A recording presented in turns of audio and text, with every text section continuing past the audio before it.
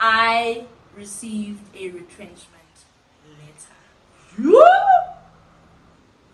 Do you understand how I can't even say I deserve this? Do you understand how I can't even say I prayed for this? I did not. It's God. Mama magnified.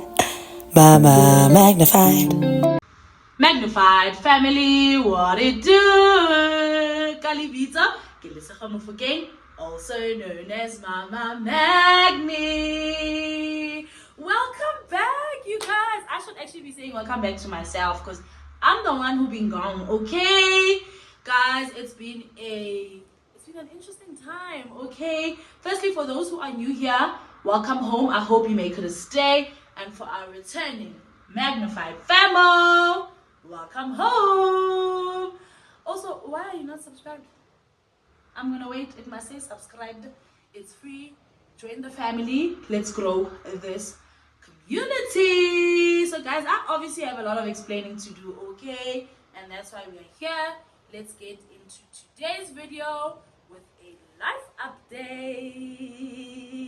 Alrighty guys, let's get right into the video. So I know I managed to shoot like one vlog in June. Terrible, I know. But guys, also here on this channel, we do things as and when we are able to. Yes, consistency is good, but there's real life happening out there, okay? Here in this channel, we give each other grace, okay? So it's been a hell of a ride throughout what's been happening in my life. But I remember I posted a WhatsApp, Instagram story to say, I really miss vlogging. I like editing more than the actual capturing, but I miss capturing and vlogging for YouTube. Like, I really have been missing it. But I think other things had a priority in my life quite recently, and so that's why I'm here with a life update. Like I said, in June, the vlog that I posted was, part of it was like my son's birthday, which was in May. So actually the last time I picked up the camera was in May.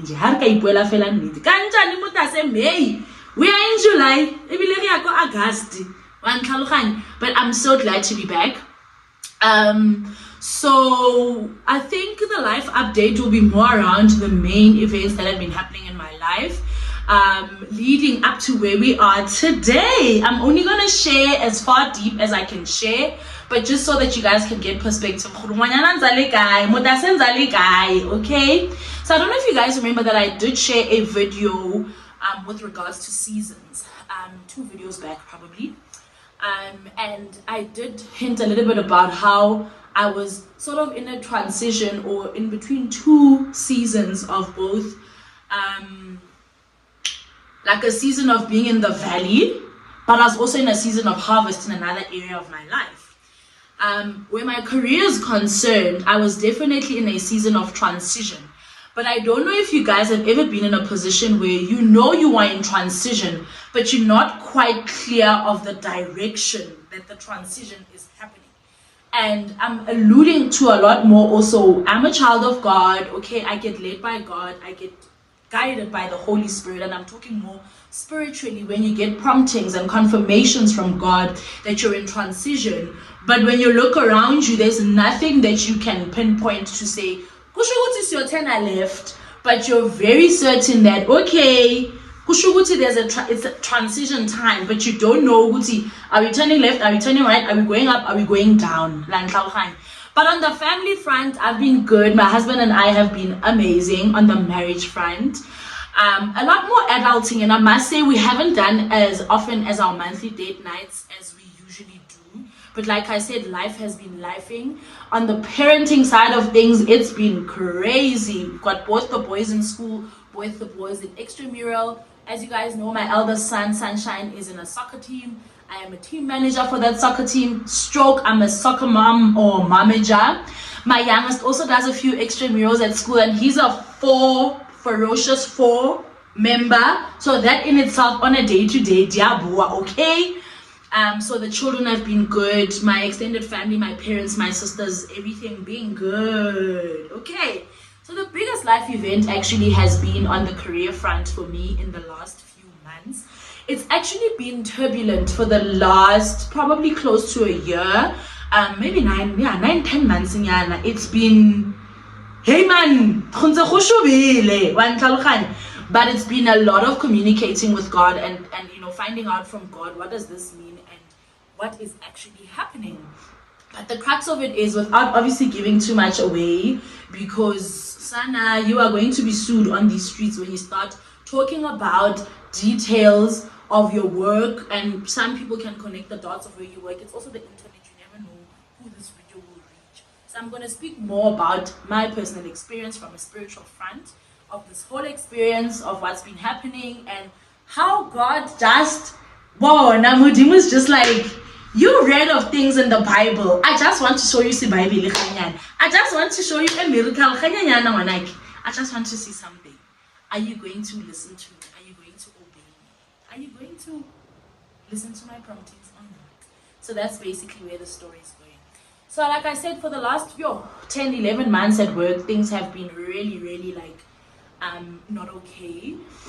But like I said, for me, where I'm concerned, firstly, now I'm not one of those. I'm not a sheep, guys. I don't go with what everyone's saying and, oh, this place is toxic, whatever. I go speak to God. I'm like, sir, what is happening and what does this mean for me? And it was very clear that, like I said, we are in a point of transition. But obviously, I needed to then understand, for transitioning, am I changing roles within the organization? Am I supposed to study so that we are now, changing gears? What does that mean? And God hadn't given me any direction. But what I did know and what was very clear from God is, when you're in a room and it feels like the walls are caving in on you, that was very clear. Every single week in, week out, it was very clear. And I knew, when I spoke to God about it, that it is coming from God, this thing that's happening where it just felt like, or like when you're wearing shoes but they're too small for you, but you need to continue walking in them, and then already can't see you've got bunions, your feet are burning, your feet have, but you gotta continue walking, but these shoes are too small, they like burning you out. That's how I can describe where I've been in the last 10 months in terms of my career and work. And it was a very sensitive time for me because I had already made up my mind for every area of my life. Sana, I'm not moving till God tells me, right, we are proceeding. So I was in a very moment where God was not saying much, but he was saying something, you know what I mean? And having said that, then I knew it's not time to immediately take action, but I knew something's about to give, but I didn't realize it came in such a big of a bomb. So fast forward, I then on April the 9th, I was at Wednesday Bible study service at church. In the evening, I use my work iPad to take notes. As I'm taking notes, we get a work email about a business update the following day, and then I close the email. And then as I close the email, I'm like, focus on the service, girl. We're in church. You're hearing from God. I'm hearing from God, but about this email that's coming in, And cut the long story short, the Holy Spirit then told me and confirmed that, tomorrow there is a retrenchment. This is what this email is about, and you are affected. I'm just like, what? Me, retrenched. What you talk about? He's like, yes. So anyway, I went to work, and that indeed is what happened the following day, guys. For the first time in my 13 years of working, I received a retrenchment letter. In Cyril's economy. Guys, please believe me, that experience was just like, what? And I think I was more worried about the legalities of it and the process itself.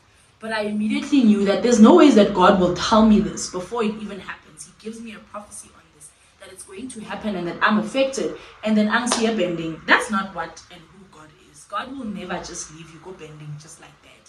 And so when that happened, it immediately dawned on me that this is about to be a God experience. I don't know why, but I never had any fear. But I had a sense of relief, as I've given you guys the context, that I knew that we were in transition, but there wasn't anything showing Horiakai. So when this happened, and now God tells me about it the day before, I was like, oh, okay, is this what's happening? And, without giving too much away, God literally held my hand through this entire process. And I saw what God means when he says peace that surpasses all understanding. Because, guys, throughout the entire process, God was speaking to me, step by step. literally from every consultation with the legal people to the people of the organization. He was telling me what I need to do, what decisions I need to make. And I thought, Reakwa. And he's like, nah, he confirmed, so we're going that way. And it shocked me because what he told me to do wasn't matching what I would have thought will fit, the usual find a place of safety just so I can keep a job, So I thought I'm going to reapply for the current positions, and God said, your time is up at this organization and we need to leave you out. Like, so late. And it was a God experience because I then realized, okay, this is not even about a job or whatever. This is an obedience walk, okay? I'm about to experience God on another dimension, and I realized quick, fast, in a hurry, this is more about obedience than anything.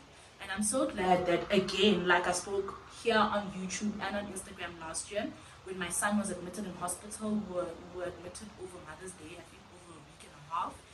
It was in that valley moment that I heard God the clearest, the most frequently, and for the longest. It felt like in the valley moment, he's sitting right here with you.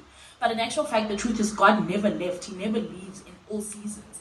I don't know why in the valley moment that we seem to hear him clearer, or for me, that I seem to have the best communication with God. And I don't know if it's because you are in the valley moment, Vela, you're still, because Ushubile, or it's just God's way of just showing you that I do mean it when I say, nothing shall separate you from my love for me. And I do mean it when I say I'm there. I'm there. I am the fourth man in the fire. God won't take away the fire. Where Shadrach, Meshach, and Abednego were burning, he could have taken the fire away. He's God. But he's just like, now I'll jump right in the fire with you and chill there. I'll be the fourth man in the fire with you. And that's exactly what happened throughout this process of me being retrenched. And I soon realized, this ain't about provision or money or job or an organization. He's just like, I just want to show you another dimension or layer to me. Because guys, remember, where God is concerned, we will all experience God differently. There's God Emmanuel, God Jehovah Rapha, Jehovah Nissi, Jehovah Emmanuel, Jehovah, he's omnipotent, omnipresent, so he's got so many layers and so many dimensions to him that we won't experience him the same.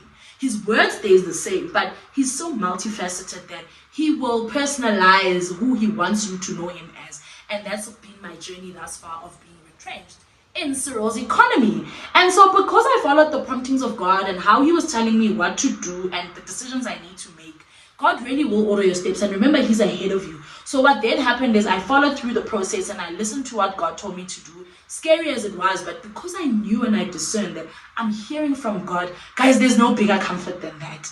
When you can confirm you are sitting on God's lap and he's your father. It's like the driver koloi and it's your father who's driving. There's no ways you're going to worry about checking the GPS or checking the weather. You're chilling in the car like a passenger because your father is driving.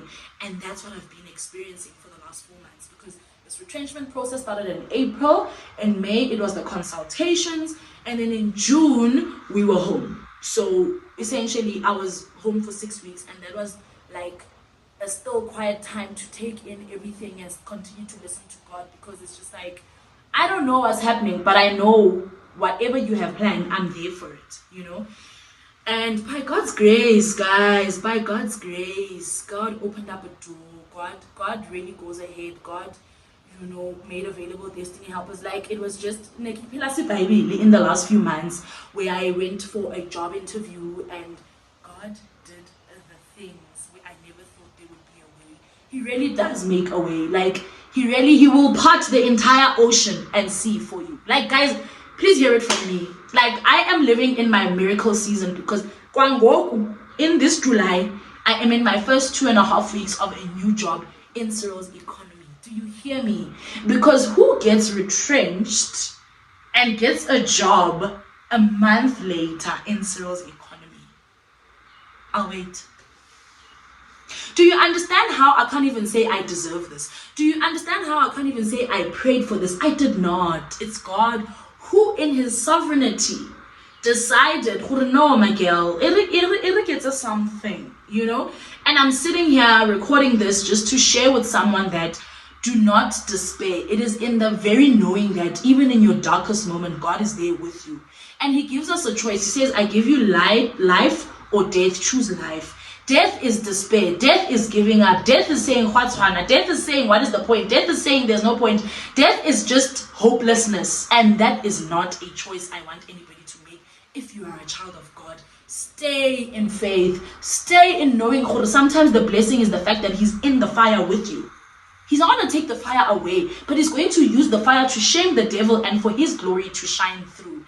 And that is where I have been in the last few months. I have been basking in hearing God's voice in a scary time of having your livelihood threatened, but God saying, sustenance comes from me, not the world, not the organization, not your HR. Those are the lessons I learned through this season and this experience of being retrenched and God parting the Red Sea for me, because that's what he did, guys. There were so many of us who were affected and who were retrenched and who had to leave the organization, and God just decides to part the Red Sea for me, little old me who's undeserving. There's absolutely no ways he won't do it for you or anybody else. There's no ways, guys. And that's what I learned. Number one, that he's there with you. He is the fourth man in the fire. Number two, God is our sustenance, guys. Right now we are living in the times where the time of the rapture is coming. We are living in the times where things like Revelation, the book of Revelation are happening. We are in the end times, whether you want to believe it or not. And that's when you see the confirmation is in around the things that are happening. Things that are like the anomaly. Things that are happening. The economy is so erratic right now. Wars and killings and our leadership is upside down in South Africa. Like everything and the way things are happening is really testament that if you don't have Jesus, if you are not a child of God, I don't know how you do it and how you survive. Because life is hard enough already as a child of God. But some of us at least have a sanctuary. We have a soft landing to say, I'm God's child and God's got me, And that is another thing that I've learned, that your sustenance, your hope is in God. It's not in anything else that you would have thought you are leaning on it. And then the other thing that I learned as well is the fact that, obedience. Guys, the price of disobedience. That's why God in his word says obedience is better than sacrifice. Because after you've been disobedient and now you realize you did things wrong, you're going to try sacrifice or find ways to pecha your disobedience. Guys, be obedient to God's word. Also, gone are those days where we are baby Christians still drinking milk. There is a scripture that says you still are like a baby drinking milk. We are children of God and we know right from wrong. So let us not still be people who are negotiating what God has instructed us to do and his instructions and the way in which we need to live. And so this speaks to the fact that I had to be obedient even when it didn't make sense, because I was hearing God give me instructions. Who am I? He gave me life. What business do I have thinking I'm going to help God? Nah. He gave me life. He breathed life into me. He knows all the plans for my life. Today I want to help God. Who do I think I am? How dare I think I can help God? So when you find yourself in the very privileged position where you're hearing from God and he's giving you instructions about what you need to do, and it seems scary or it doesn't make sense, choose obedience. Choose obedience every day of your life, guys. Choose obedience. I still imagine a day when I will meet with my maker and he says, well done, good and faithful servant. That's another thing that drives me even in my motherhood journey. I want, when God holds me accountable one day with these two lives, I will at least get a well done, good and faithful servant. I'm not going to say, yo, mudimu ish. Like the thing is, like, yo, waiting ish. You know what happened, I get it. No. I'm past that stage in all areas of my life, And so I am in my third week of a brand new job. And as a child of God, I also just want to say this. We don't get given jobs. We are deployed to assignments. We get given assignments. So everything you do, every room, every door that God opens, every place where God places you is not for vibes. It is for an assignment, and you ought to find out from him, why am I here and what do you want from me? So I am basking in my miracle season right now. I am taking it all in. As you can imagine, it's been very demanding and very, I think sacred. I just had to close myself off and be in this so that I can continue to hear from God clearly. And that's why I haven't even picked up the camera. But it's been such a precious, delicate, sensitive time of hearing from God, but it's also such a time of, testifying of His goodness and of His glory and of His grace, because testimonies glorify God and they nullify the devil. They also nullify the actual challenge you went through, because at the end of the day, when you are victorious, the very thing you went through is nothing. The very fire you were in didn't even burn you, it burnt the challenge itself, because God was in there with you. It's been very wild, because even throughout the process, when I had gone for the interview at the company, you know how recruitment processes can be very long. And it was the miracle service at church on the 27th of May, where I was prophesied upon to say, somebody here has gone for an interview and you haven't heard back from the people. 2 weeks ago you went for an interview, and our apostle then said, as the Lord saith, that job is deployed to you and you will hear from them in 7 days. Guys, on the 5th day, I heard back from my current employees that I got the job. Like, guys, I don't know, like, just Bible, it's things you read in the Bible, and I got to experience a tangible miracle of God. Like, as in, it was an out-of-body experience. It's like I'm watching myself in the story. And, April, May, June, and July, as transitioning now into where God has deployed me to go for this new assignment, has been godly, has been an out-of-body experience. That is the best way I can describe it. And I only have God to thank. And you know what? It's really, really, really, really, really cemented the importance of being intentional with your walk with God, because there is no part of your life that doesn't need God. And like I said, we ought not to be baby Christians. We ought to pursue God with every intention in us, and He is a rewarder of those who diligently seek Him. So seek Him in every area of your life. And you guys know I'm a Sunday school teacher. I often say to the preteens that I teach at Sunday school that don't make God this wishy fluffy thing in the clouds. He's your Father. Speak like He is sitting right there next to you and you're having a conversation with Him, because He will hear you. I have a lot of those conversations in the car when I'm working and I'm driving to clients, because I'm alone in the car. And that's when I'm able to speak to God as if I'm driving with Him, And that's who God should be. He's your confidant, Don't be afraid to tell Him anything. He knows already how you're feeling, but converse with Him and cast all your burdens onto Him. But most of all, what I want to share is the walk of obedience, guys. And He's there. He's the fourth man in the fire with you. And it's the middle of the year. A lot of us are probably ticking boxes or to see how far we've come with our goals, and you're probably feeling so down, so discouraged, so how did they? I just want to tell you that God is right there with you, and continue to keep the faith. He is going to show up, and when He shows up, He will that fire will seem like nothing. So I hope this really helps someone, and I hope you guys get some perspective of where I've been. I went from being retrenched, in inverted commas, to God. That was not a retrenchment. To God, He's just like, I just want to show you, I just want to pivot you, because often enough also God speaks to us, but we don't listen. So He just had to throw to us in the world, it's this life-changing thing, but to Him it's just like, what? No, calm down, Emma, I'm doing something. But it was my first time, and I know we can go into a whole video of how that experience is, but I don't really want to speak about the organizations and how the whole thing was, because it was not great. But my point is, this is about God and how God shows up. He shows off, and He will be in the fire with you. And I hope this helps someone. I hope this was a worthwhile video for you guys to watch, and look out for more videos, because your girl is back. I love you, bye.